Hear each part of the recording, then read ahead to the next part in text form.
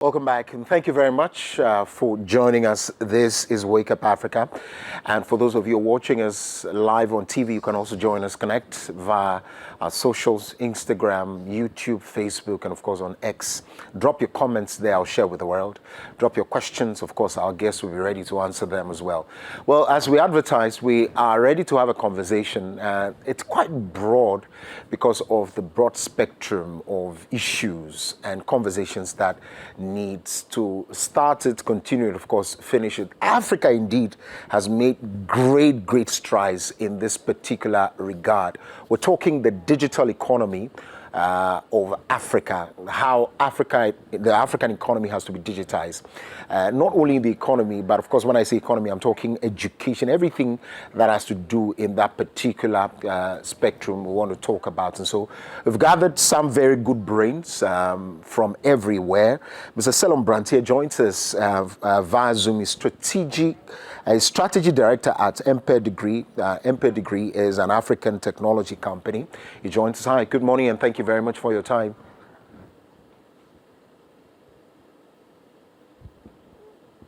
Right, okay, we'll try and fix the sound pretty soon. But of course, in the studio, Josiah Ising is innovation strategist and certified in leadership and management entrepreneur. Of course, I hope I got that, or management entrepreneurship.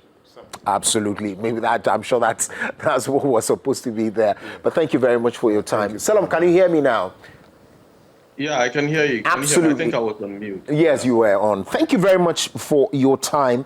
And today, the conversation is broad. So what we want to do is to look at, if you like, the digital economic growth itself, the skills gap, cyber threats where you find yourself more, and of course, the infrastructural challenges that we have. And so before the platform on which you are disappoints us, let me throw the very first question and to you, and that's where I want us to start from on a very practical note.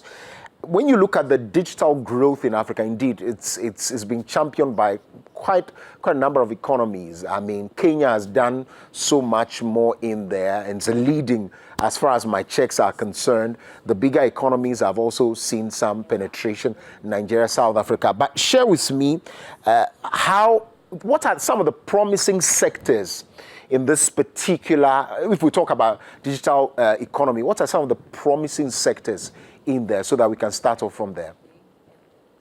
Well, you see, Africa's population, for one thing, is a very great advantage because we are a growing population of mostly people who are below 30. I think about 70% of Africans are below the age of 35, which means that there's a huge digital market. And the expanding infrastructure means that the likes of, like you said just earlier, the likes of Kenya, South Africa, Nigeria are leading the charge.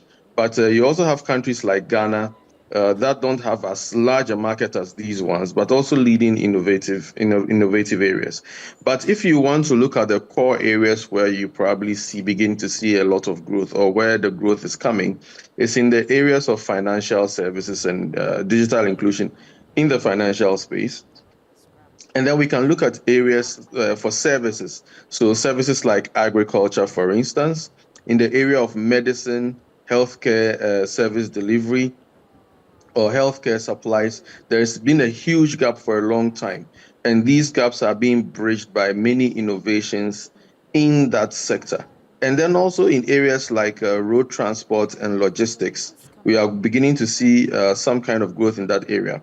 One of the big areas that will grow in the very near future include artificial intelligence, AI, especially for education, especially for health, and for so many other things, and even for governmental functions. So functions where normally the government would have used analog systems or very slow manual systems. You are going to find out very soon that innovations in the African space are going to speed all of that up.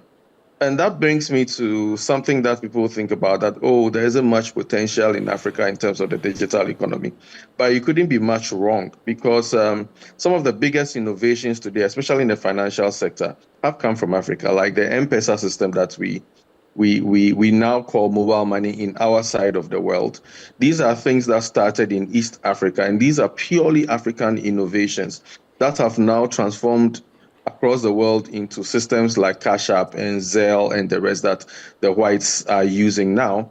But these are things that originated from Africa because we faced a unique challenge where we didn't have a lot of systems in place. Then because we didn't have a lot of systems in place, when some of these digital media came, what it did was that it helped us create solutions that bridged those gaps. So one of the reasons, for instance, why mobile penetration grew very much in Africa was because of the fact that we didn't have a lot of landlines. So when mobile phones came, they were cheap, affordable, and they were easy to connect without having to have a lot of existing infrastructure. So it worked very well for us.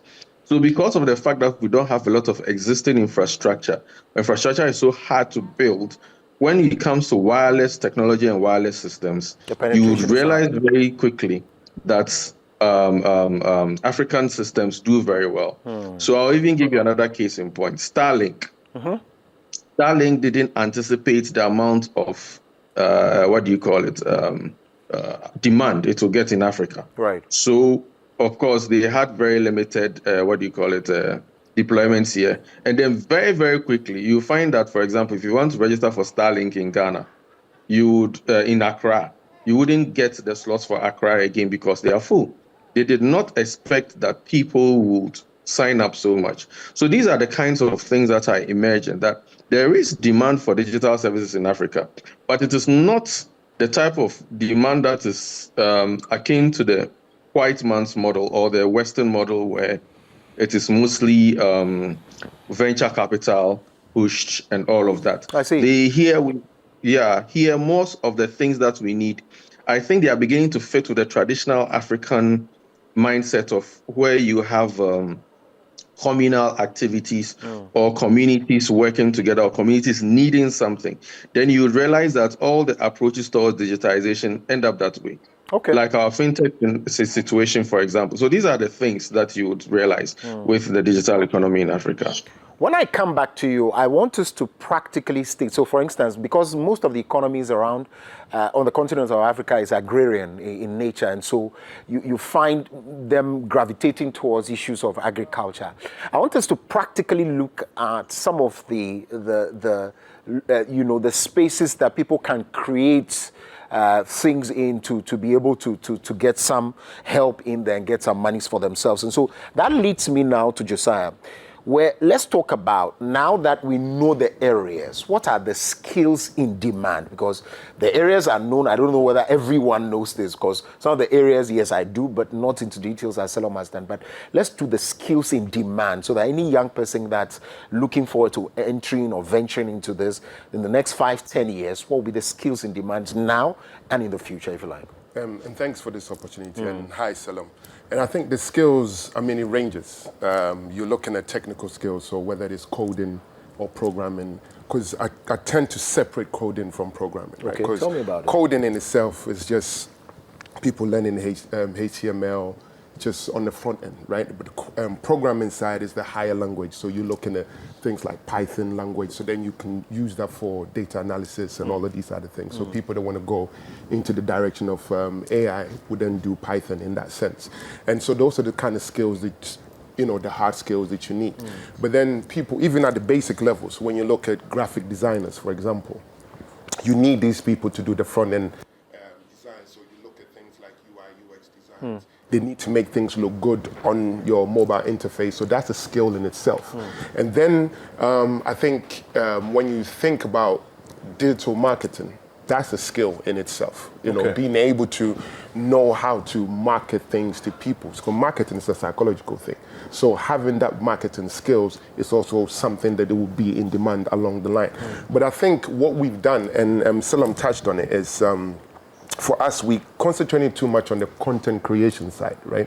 In terms of people just take a camera, put it down, and they start skits and all of these other things. And I think we're not looking at how we can monetize it from our context, because everything else is uploaded onto Facebook, likes, and then ads, and then you pay. So we're looking at just the basic end of it. We're not looking at how we can even tell African old stories and monetize. So filmmakers can use these platforms to even make more money than before. When you look at old films that we have, you can now digitize old films, put it up on the Netflix or whatever the case may be, then we can make money out of it. So the skills, like you said, is broad. It's not only for mainly technical people, but people with even emotional intelligence, soft skills. Because again, marketing things to people, it's not just, buy and sell. Because you need to think about the psychology of things. And people that analyze data are skills that we need, particularly in the digital economy. And working remote, again, I would like to, keep happening on the whole emotional intelligence stuff. Working remote requires integrity. It requires, you showing up, telling the people that I'm going to do the work. I am where I say I am. I'm not doubling working for other people. So those are also skills, because again, if I employ you to work on a project abroad and then, lack of a better word, you don't do it very well, it speaks negatively about the continent that you come from. Yes. So those are also skills that we need to also develop. That time management, skill sets of things. So we should not always look at digital technical skills. We also need to soft ones are important. And negotiating skills as well. Because again, if because what is happening, what we see in the technical world is now people get the skills, they get remote work, and it's making it harder for the local person to even hire these individuals. And so that's whole technical, I say the digital economy that we're pushing has a negative side to it as well, because you have a Ghanaian business that wants to put something online. They cannot afford these developers because the developers are doing remote work. Okay. So we need to kind of have a balance when it comes to this space, but I'm sure we can talk about it. Yes, when I come back to Josiah, I would want to also talk about the skills in the, so for instance, he talks about a lot of people now seeing content creation as one of those, let's get into it because it's become populous. A lot of people are in there, leaving the very hard ones I mentioned, and so the Pythons and all of that, it can only be taught in a formalized setting, whereas these ones, it's just about putting a camera there and doing that. And that's what I find, that Africa likes to run towards these, very easy things, where the technical ones are left for some of the few ones. So we'll come back to that, talk about how the policies that are in place and how Africa is doing. But let me come back to you, Selom. So I wanted to know, let's look at agriculture like this. What are the areas of interest that people can pick? And because it's large and we need technology to get in there. Share with us. Yeah, we are used, like you said, to the lowest hanging fruits. For example, get up and dance on in front of a light and a camera. And so you'd realize that if you look at a space like TikTok, for instance, it's a space where you would see, if you look at African TikTok or Ghanaian TikTok, it's really a lot of meaningless stuff.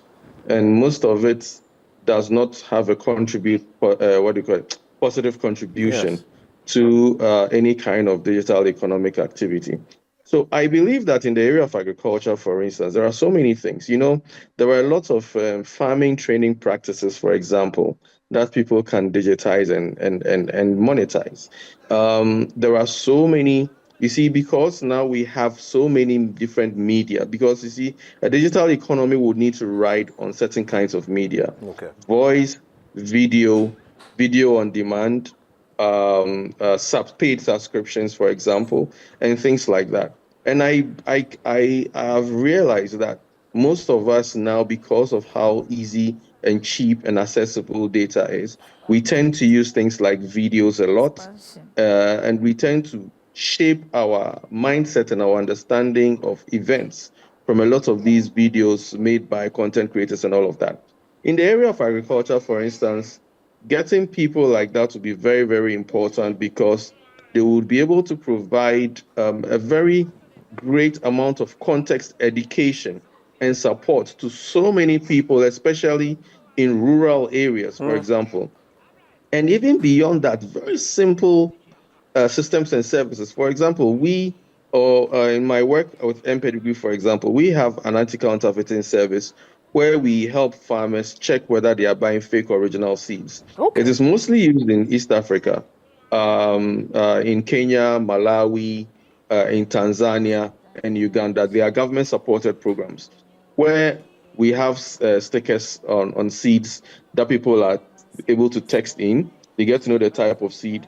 They can text in and ask for advice on what time to plant. They can complain about whether the seed did grew well or not, things like that. And these are very, very simple things. And if you expand them, there are ways in which farmers can even get to know about the weather conditions. There are people who are doing very simple things like creating, what do you call it, indicators to check whether the soil is good or not.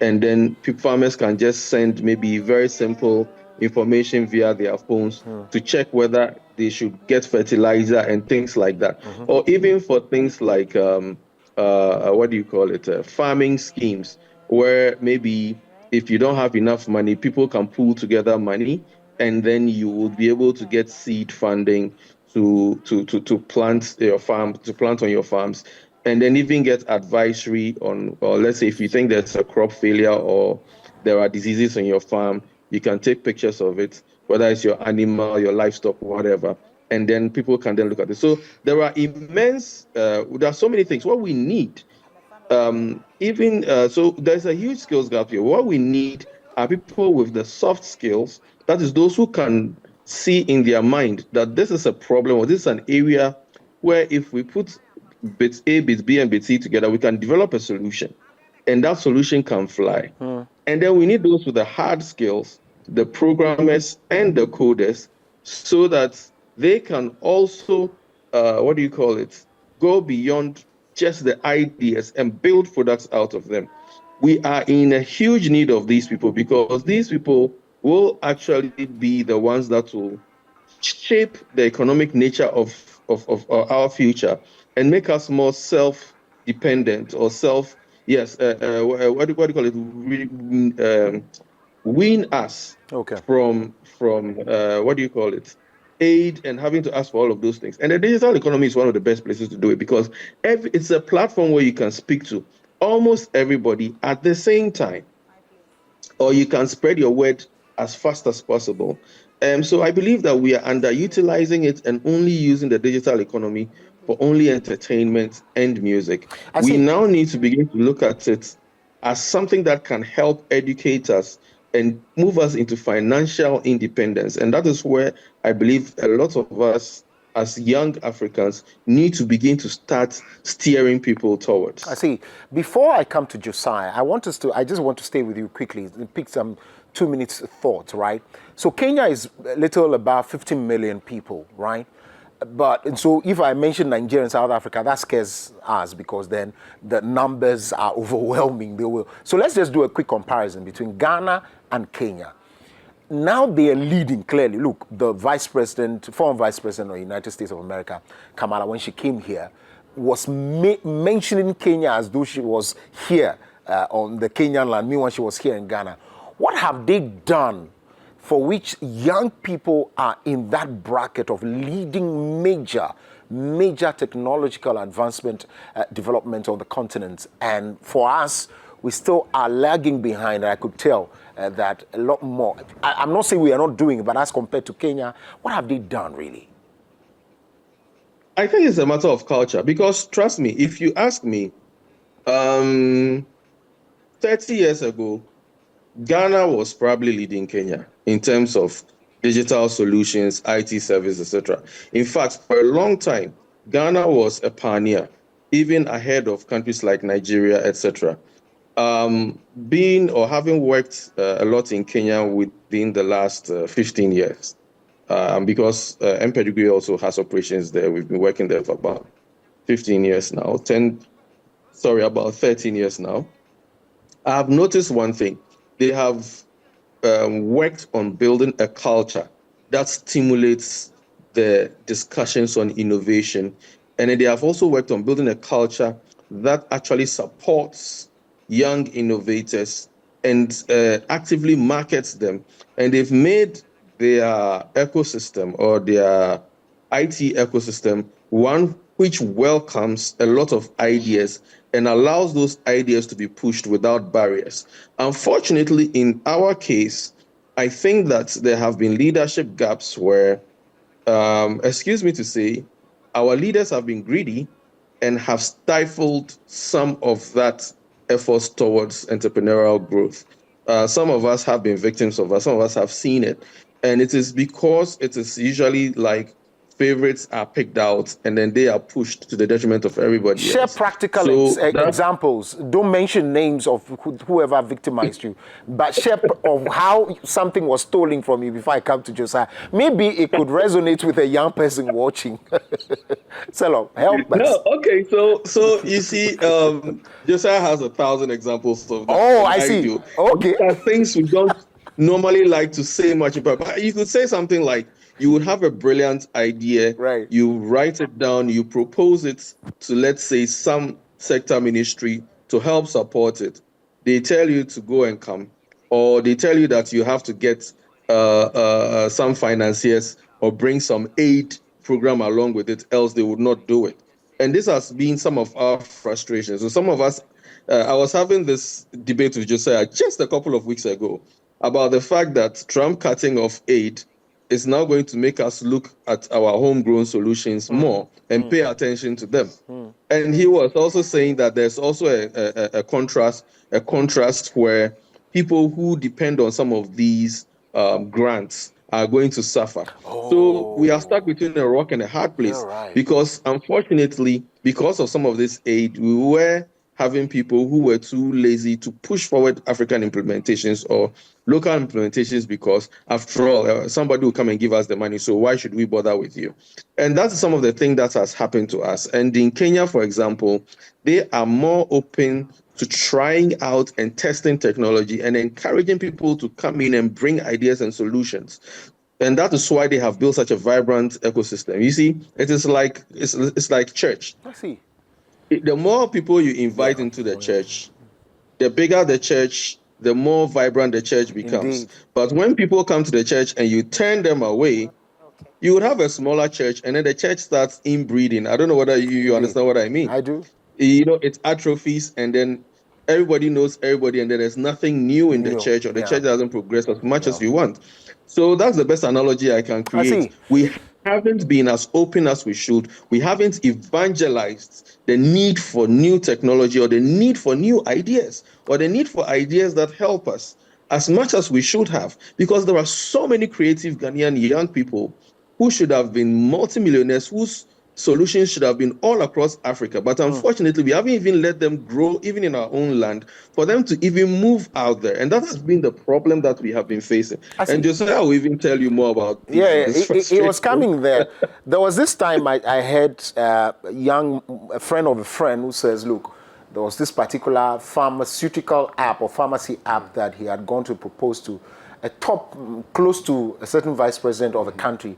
Before you know, the next moment, they have launched it as theirs. And so when Salom didn't want to go there, I realized it. But tell me about it, your experience. Okay, see, so here's the thing. Right. And what I'm about to say sounds a little bit controversial, and I don't need to be. Yeah. I think what we need to look at everything in context, right? West Africa, East Africa. In East Africa, the colonization masters never left. They just changed a different format, right? Because a lot of the development that we see in Kenya, the South Africa, all of these, Rwanda and all of these other nations, right, is because the white people are behind it, right? And then they fund these systems, because when you go to Kenya, Microsoft, Ford Foundation, all of them, they're still there. Right? Yeah, They're funding all of these young innovations and whatever you see, because most of the tech things that you see over there works and suits them more so than anything else. So let's not make it look like West Africa is where it is because for some reason we are not innovative. It's a system at play. But is it a good thing for them to still stay and support those people? It's good for them, but it's bad when we compare ourselves to them in a negative. Because when you look at West Africa, a lot of the, even look at the music industry, right? The reason why Afrobeats is flying off is because of West Africa, right? People are looking at Africa and innovations now in the creative space is because of West Africa. The problem that we have is we kind of like to cliquey things. So it's just me and my clique. When we have an innovation, just me and my friends, and then benefit from it. We're not thinking on a larger scale. And that is, for me, that's the problem. Because, again, when you look at the Nigerian situation, you have Nigerian, innovative founding members who, when they get investment, they then also fund other startups in their ecosystem, right? So I might be working on, let's say, fintech, for example. When I get the money, I will fund another person that's doing logistics because that value chain helps me, right? But in Ghana, we tend to try to just me and my boys, and that is the problem. But then if you go down, dig deep, you will realize that a lot of those nice innovations that you see either in East Africa, most of the guys here are behind it. Most of our top guys here are the ones working with Kenyan startups to then help them in, but because this money is there. So we fly over there, work over there, bring funds and everything to the startups over there. We don't do it here. Most Ghanaians, we like to do everything low. So they will go outside, make money, come home and be quiet. See, so let's not make this narrative as East Africa being this great space, because. But I mean, they're moving. If you look at they're moving because right? they're moving because somebody is behind it. In West Africa, we want to lead, and usually it doesn't suit the narrative of the colonization masters when you want to lead. Okay, so Josiah, okay, let's gravitate towards the answer. So let's say you say even those people behind the guys in East Africa might have their own interests. Right. What would you want to be the solution here? You said, let's move beyond the cliquey things and do more. Right. What else? So then, I like that question. I think what I want here is we need to integrate more with innovation hubs, right? Right now in Ghana, we have over 120 innovation hubs who are doing amazing things. Those from ideation to incubation, all the way down to accelerating, code, teaching people how to code, program, and all of those other things. And I think this is where the government needs to put its energy into. These hubs that already exist that are working with people. When we talk about gender, particularly when women in tech, women in tech blew up the way it blew up is because of hubs. Yes. When you have the likes of iSpace, InnoHub, Hopping Academy, and all of these other hubs. One in the Volta Node 8. Node 8, right. All of these guys have laid the foundation for the work to be done. And I think what government needs to do is just put that effort into the hubs that are already doing this work. But in Ghana, we like to always engineer new things. We don't invest in old infrastructure and then build on them and then strengthen them instead. And that is where I think we're going wrong. Because now that we have a new administration, they want to do 1 million coders. Yeah. For me, it's a great idea, but we should use the hubs to then channel that, because the hubs already know who these graphic designers are, who these coders are, because we've already trained them. We know their skills level, so we can then help you bring it to the next level. Someone like Selim is, I would like of a better word, is a godfather in the ecosystem. Yes. He should be part of the people that should be advising government on what to do with this 1 million coders thing. But because we are so hell-bent on my idea, me and my boys, is the reason why we're lagging behind when it comes to this whole innovation space. But from an individual level, a lot of the West Africans are behind the innovations that you see in the West and Southern belt of Africa. But we can't seem to kind of get it here. So for me, I think we need to have the conversations of how do we do this, work through the hubs, work through the institutions that are already doing this in the private sector. They understand the ecosystem. They understand what needs to be done. They understand what the skills are, what skills are needed, literally, right? And so for me, I think that's one of the best ways. I mean, these are very brilliant, and I'm not sure now. Okay, I don't want to go there. Selim might be in trouble. Let's do the issues of the infrastructure on which all of these things will stand. Issue of internet connectivity and data and all of that, no matter how expensive or less expensive it is. Selim, there are committees that are being formed to look into issues of how to reduce data and all of that. Let's talk about infrastructure here in Ghana. Let's come back to Ghana.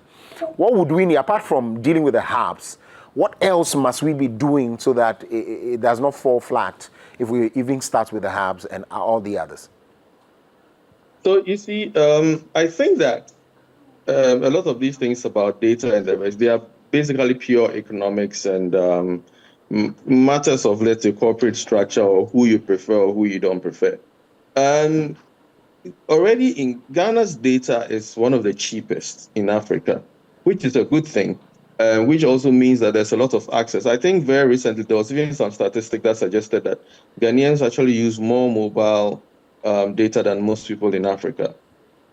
And it is a very great thing, which tells you that there's a big market, and which also tells you that infrastructure really isn't the problem.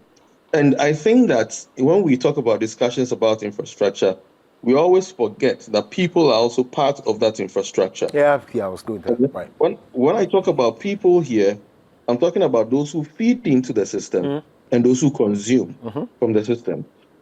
We have the consumers. I think that has been very clearly established. If you look at the amount of time people spend on the internet, consuming video, music, etc., Ghanaian youth are probably number one in Africa, as the statistics have shown.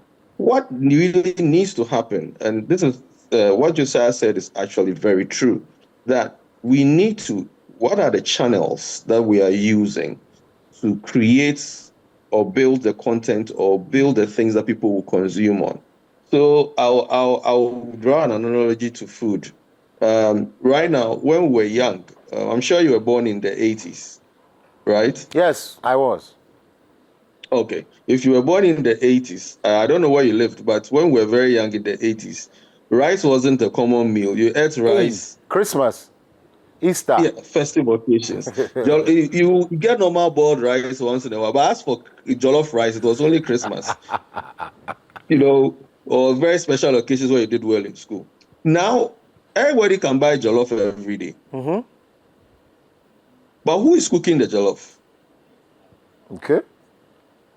Are you getting the jollof from people very far away, or are the local people cooking the jollof? So if you are getting the jollof from very far away, they are adding ingredients that probably do not, have much relevance in this space or do not grow the space. So if we had local people cooking the jollof, those local people would know and understand ourselves better. And therefore we can self-improve. I think church people call it what? Iron sharpeneth iron. Indeed. Sort of. Yes, that's so what we do. need.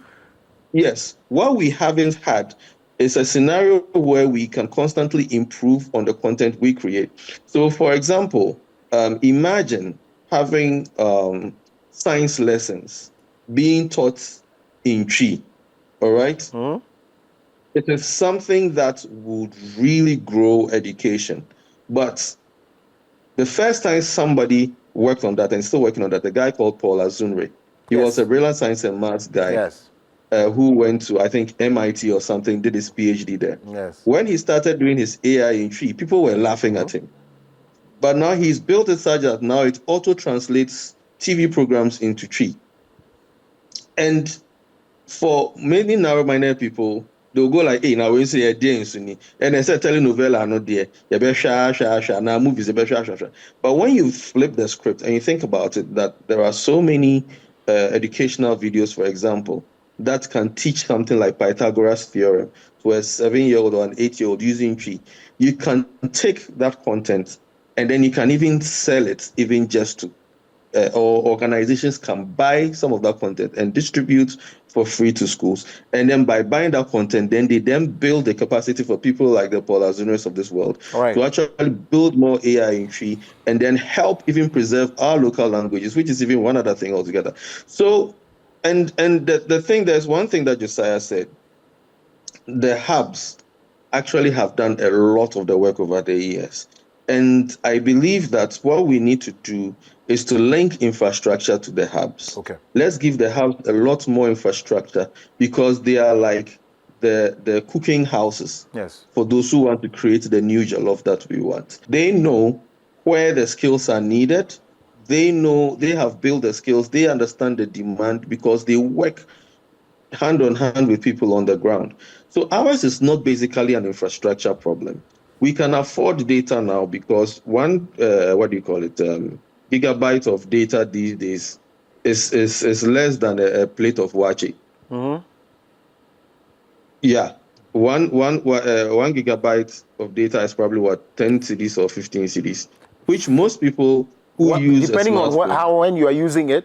So 4 cities is exactly, 50 pesos somewhere on a network for a yeah, day, but it doesn't last for a exactly. day, depending on how you use it. Exactly. But then usually you see, if you look at the quantum of data that's consumed within that time period and the fact that people recurringly use that, then you realize that what we have is a whole set of consumers needing a whole set of creative content. So what we have in terms of infrastructure, I wouldn't say it's 100%, but we are 60-70% there. Okay. Which, if with additional investment into the space, we can actually build it to the optimal level that we want. Okay. We have access to data and internet as much as anybody else in the Western world. What we do not have are the innovative systems that can help people make more money.